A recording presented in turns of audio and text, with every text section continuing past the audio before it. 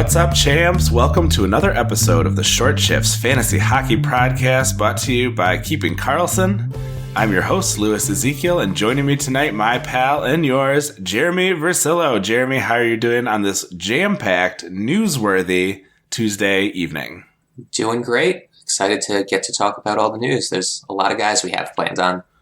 Yeah, absolutely. A ton of action in the works here.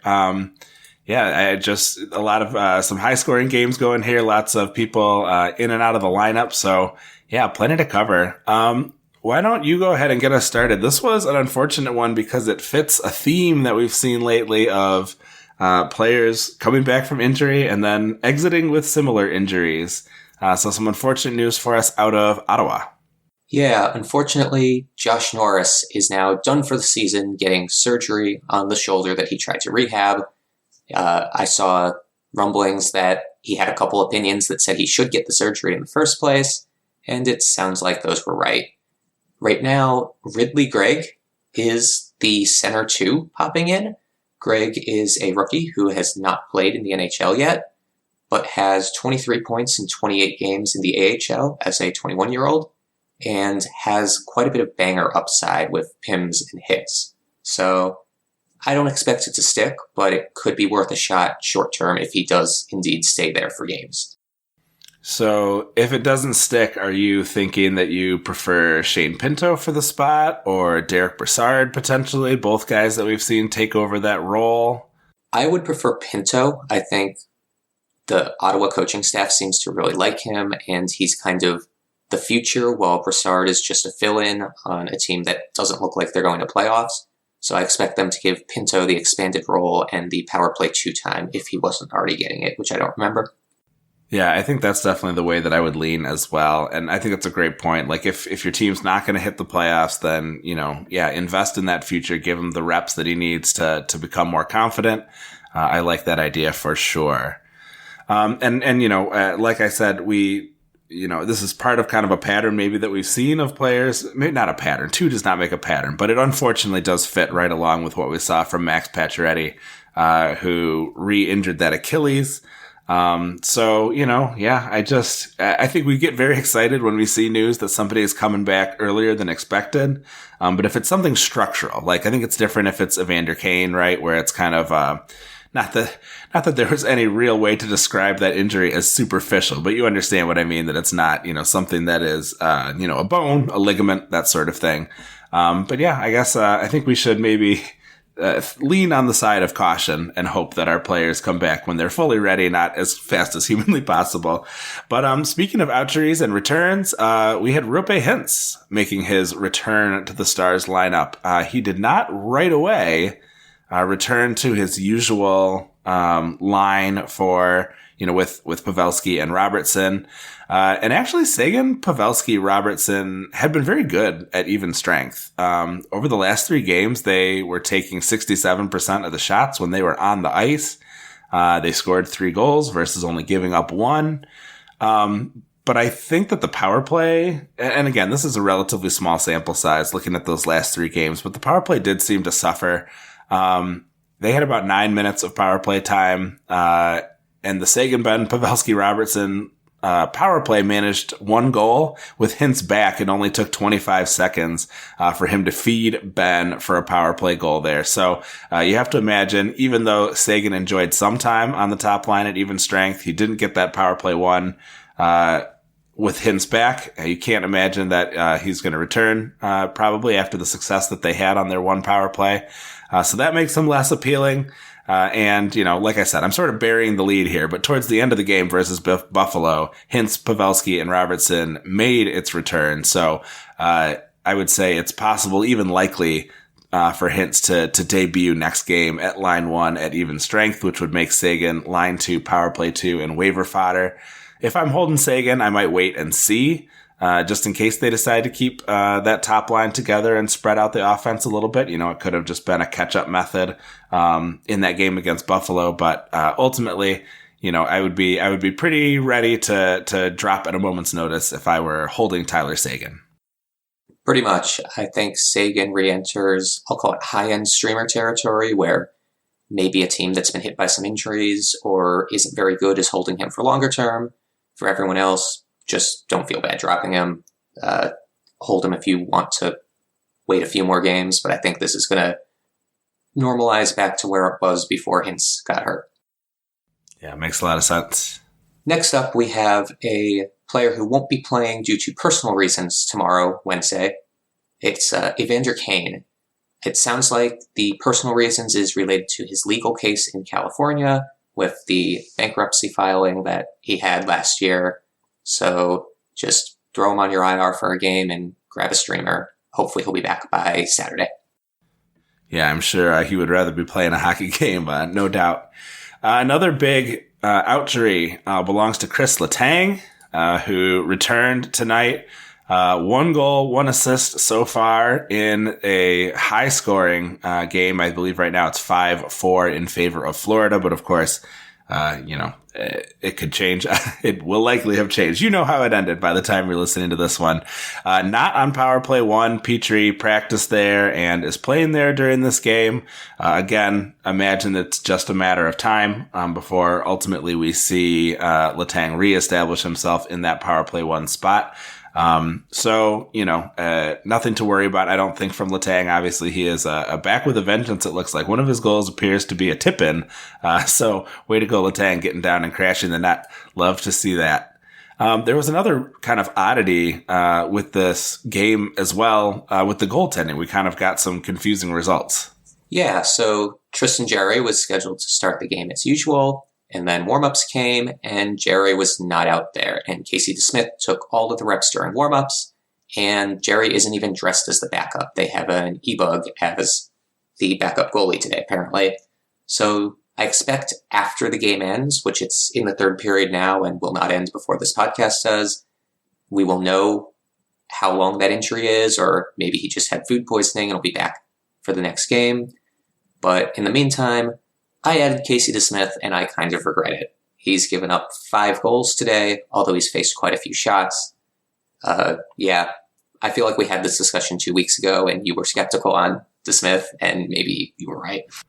Well, maybe I was right, but I don't always take my own advice, because a guy that I advocated against last week was Alex Lyon, and I ended up picking him up, and he has just allowed his 5th goal starting the 2nd game of this back-to-back. He also posted negative points yesterday. I believe he's still in the positive by our league scoring, but it has not been a super fun couple days for Alex Lyon.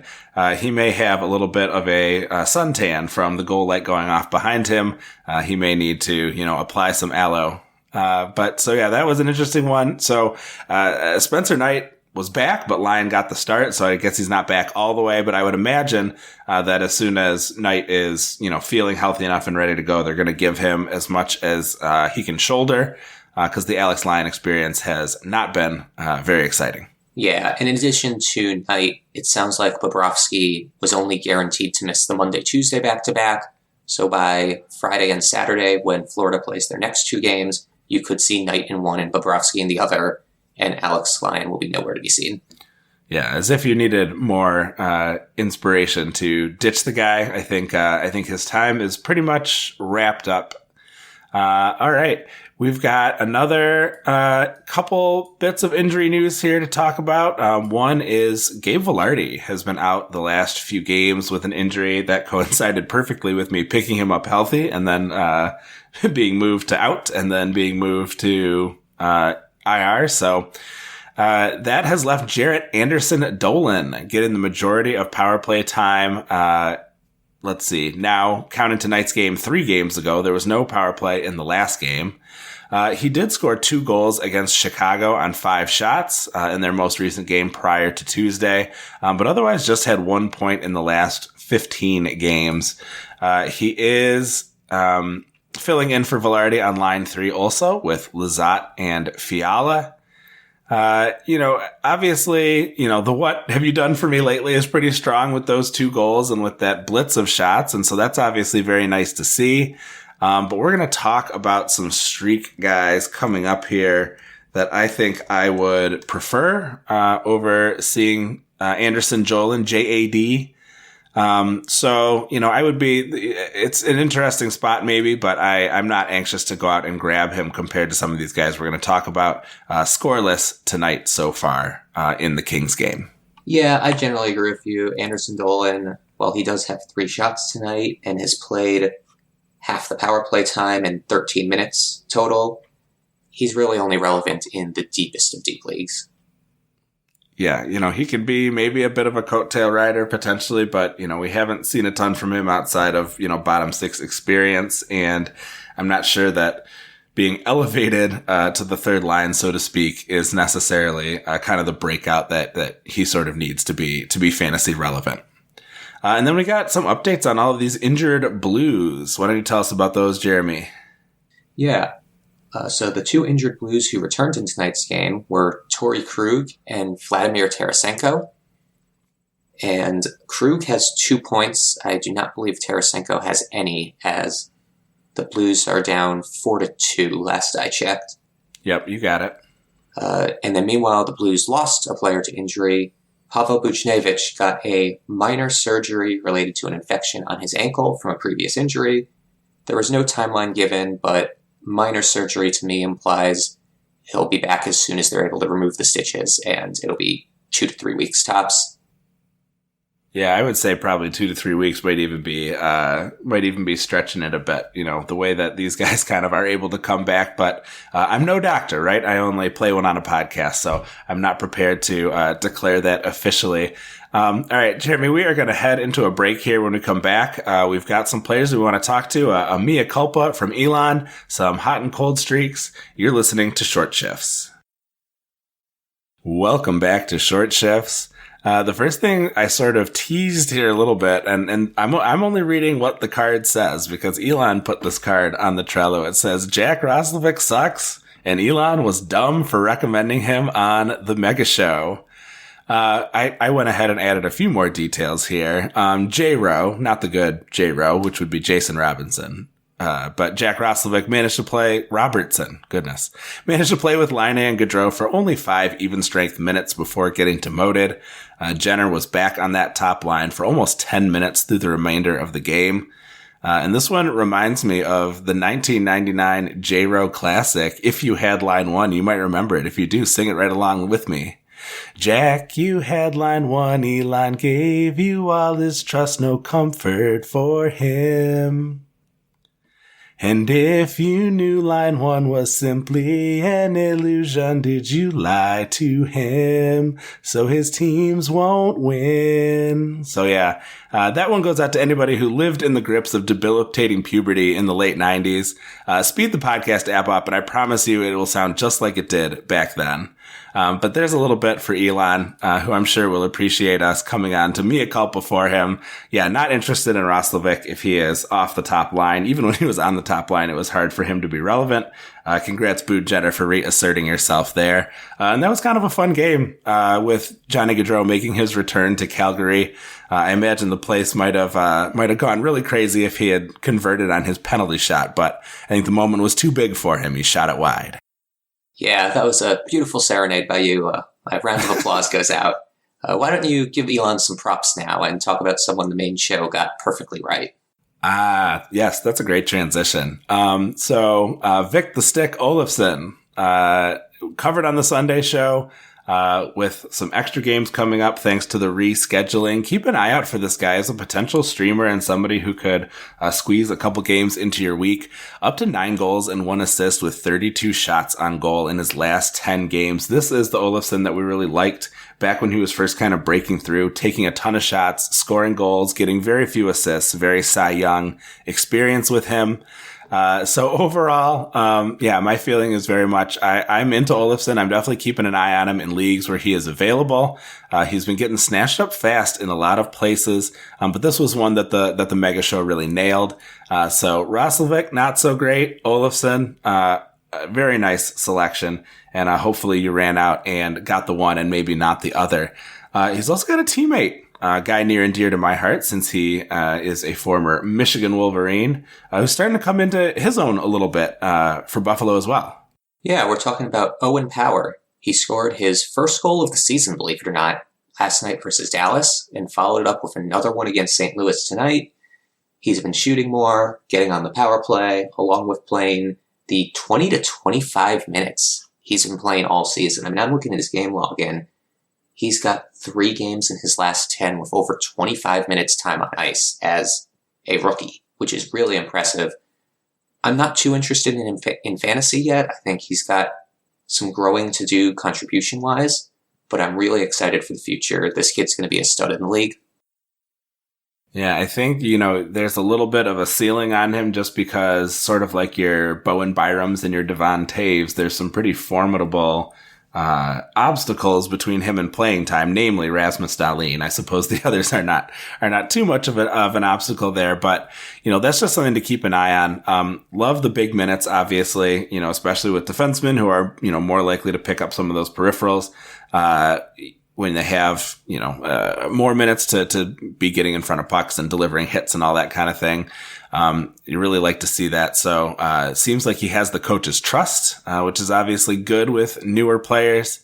Everything seems to be, happening the way that you would sort of want it to if you were a power owner, especially in like a dynasty league. So good to see. And as you said, maybe not someone that you should be rushing out to grab necessarily in the moment, unless, like we said, those extra Buffalo games coming up could be useful for you. But just as you're thinking about the future, he's going to have a point where he is breaking out and you want to be just ahead of the curve when it comes time to grab him. Agreed on power there. I've been recently offered a couple trades for him in my Dynasty League, and none of them have been interesting, even though I do kind of need a rental defenseman. I would rather take my chances this year and hold on to Owen Power because of the future looking so bright. Right on. All right, so this is, a team that I think at the start of the year we sort of thought we weren't going to be talking about so much, but they've come up so frequently, and I think part of it is because their players are available, because people don't have a ton of faith in their offense, but once again, we have turned into a Philadelphia Flyers fan cast. We've got Kevin Hayes. What has Kevin Hayes been up to that is making him so noteworthy for us to be bringing him up in our hot streaks? Well, he has been red hot lately, which is kind of funny because if you remember less than a month ago, he was healthy scratched and fighting with the coach. But in his last 10 games, not counting tonight, he has 6 goals, 5 assists, and is averaging over 4 shots a game. And he has another assist tonight, so the streak keeps going. He has a game in there with 9 shots, another with 6, a few with 4 and 5.